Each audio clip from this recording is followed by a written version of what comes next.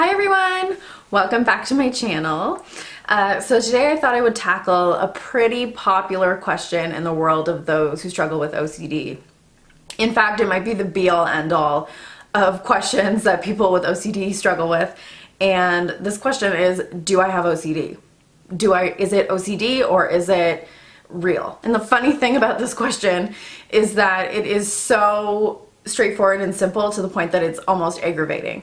I think because when we have OCD, it feels like the biggest deal in the world. It feels like everything has changed forever. We're seeing the world differently, and that's a really scary feeling.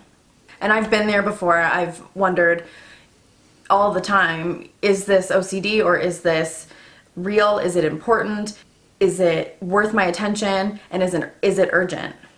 And unfortunately, to those that have OCD, we generally tend to go with, my dog's making weird noises, sorry.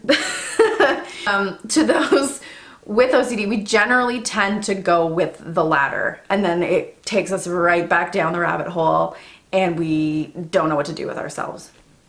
So, the good thing about having OCD, if there are any good things, is that the most important diagnosis is the one that you give yourself. Nobody else matters. You can have a doctor that you really like and respect tell you. You can have the leading psychologist in the field of OCD tell you that you have OCD.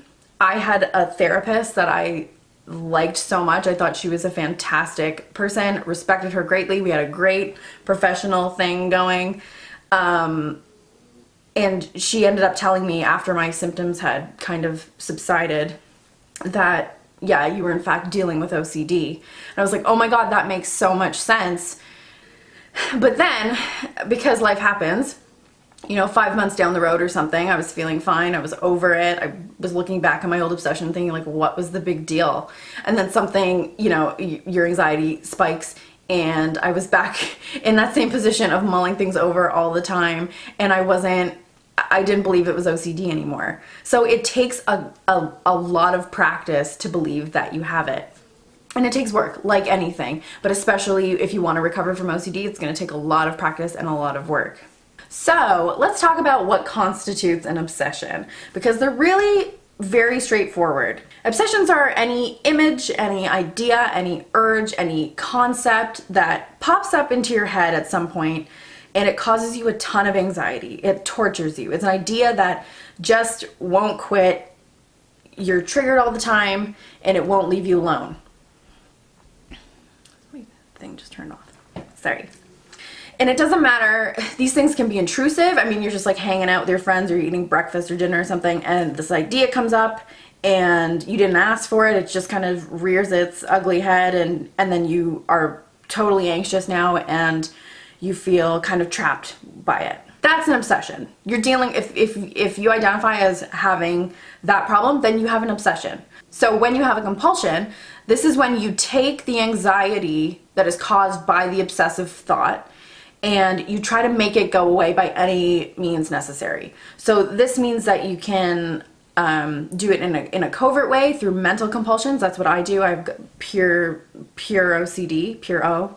And that means that you either try and reassure yourself, you ruminate, you check, you test yourself. Some people have it where they count to try and make themselves feel better. That's what I deal with. I don't have physical compulsions, but then there are the physical compulsions. There are the physical actions that you take, you know, the switching of on and off of the lights and the billion things that people do to make themselves feel better. So if you have an obsession and then you have a compulsion in reaction to it, and they go together and they create a disorder in your life, it won't leave you alone, and it's taking up your time, it's stealing your happiness, then you're dealing with OCD. It's pretty simple, right? Now, there's a key saying in the world of OCD, and it's so helpful. I read it in a book. It's called You Are Not Your Brain. It's an amazing book. I'm going to talk about it in another video. It's one of those books, whether or not you have OCD, it's like literally everybody should read it at some point. But it was written by two doctors, Jeffrey Schwartz and Rebecca Gladding. And this quote that they say is, OCD mimics real life, but real life never mimics OCD. And that's like the golden ticket. That's really all you need to know. So essentially what they mean by this is that it makes so much sense. It's crazy. It's that if you don't have OCD, you are not going to sit around wondering if your thoughts are obsessive and compulsive thoughts. Everybody going through life, we have thoughts. Something comes up, oh, that's bad, I don't like that. Oh, that's uncomfortable, I don't like that. That's a great thought, I love that. I don't like that. You know, tons of thoughts come up every day. We assess them, we appraise them with different levels of importance, and then we either deal with them or we move on from them. Our attention goes elsewhere, and that's life. But for people with OCD, an idea comes up, and depending on what's going on in your life at that time, depending on your genetics, depending on a bunch of different factors, that idea comes up and it goes around and around and around and around, and it gets jammed. Essentially, it gets stuck. Picture a tire in mud trying to like get out, and it can't. Like, and the more you press the gas, the more it's like it's going deeper and deeper, and you're getting in more and more trouble. So essentially, if you have gotten to the point where you are